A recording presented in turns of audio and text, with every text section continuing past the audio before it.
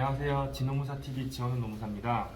지난 시간에 해고를 당했을 때 노동위원회에 다투는 방법에 대해서 간략히 설명을 드렸는데요. 오늘은 해고 말고 다른 징계에 대해서도 노동위원회에 다툴 수가 있는데 그 징계 처분의 정당성에 대해서 설명을 드리고자 이렇게 카메라를 켰습니다. 이제 아시다시피 징계 처분은 기업이 근로자한테 일방적으로 내리는 불이익한 처우입니다. 그러니까 근로자가 잘못을 했거나 근로자의 어떠한 행위가 이제 기업 질서를 위반하는 경우에 기업에서 내리는 불이익한 처우를 할 수 있을 텐데요. 기업에서 내리는 모든 징계 처분이 정당하다고 할 수는 없을 것입니다.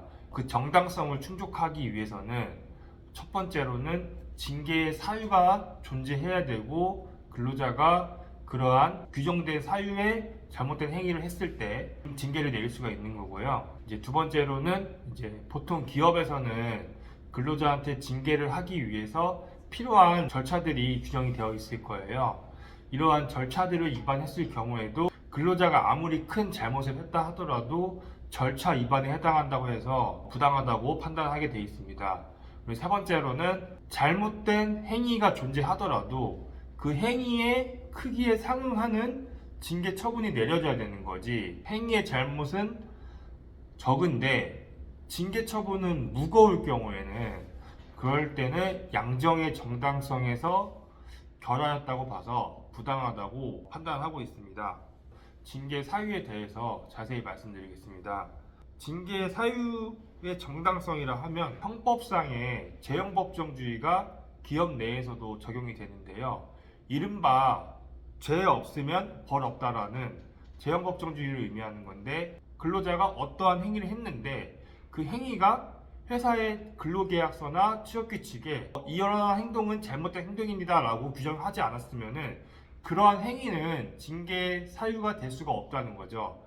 예컨대 여러 사람들이 판단하기 나름의 영역인데, 저는 제가 노무사로서 그리고 대표 노무사로서 사무실을 운영하는 입장에서 그 한쪽 귀에 에어팟 끼는 것을 별로 안 좋아하거든요. 근데 에어팟 끼는 거를 우리 회사에서는 금지합니다 라고 했을 때 어떠한 근로자가 그 행위를 하고 있을 때 이것은 징계 사유가 될 수가 있는 거죠. 반대로 에어팟 끼는 게 바람직하지 않다 생각하더라도 그게 징계 사유로 규정되어 있지 않다고 하면은 그걸 이유로 징계할 수는 없는 거죠. 이것을 이제 재형법정주의가 적용된다고 볼 수가 있는 거고, 반드시 징계를 하기 위해서는 단체협약이나 취업규칙에 징계 사유가 규정되어 있어야 된다는 게 사유의 정당성을 의미합니다. 두 번째로는 징계의 절차적 정당성입니다.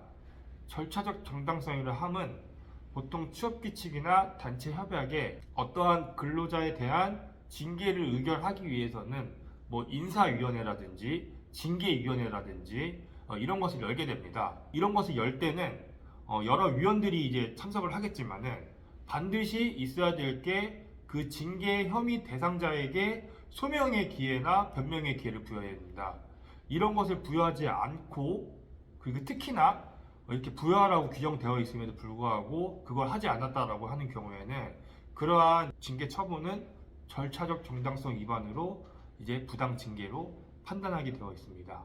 물론 이제 회사에서 개최하는 인사위원회라든지 징계위원회에 개최해서 근로자가 소명을 하는 게 유리하게 작용할지 불리하게 작용할지는 정말 이제 케이스 바이 케이스라서 단도직입적으로 말씀드릴 수는 없지만은, 어쨌든 근로자는 소명의 기회를 갖는다는 점을 반드시 명심해 주시기 바랍니다. 세 번째로는 징계 양정에 대해서 말씀드리고자 하는데요. 내가 잘못된 행위를 했다 하더라도 그 잘못된 행위가 회사의 뭐 기업 질서에 미치는 영향이 극히 적거나 악영향이 없는 경우에는 잘못이 있다 하더라도 큰 징계 처분을 해서는 안 되겠죠.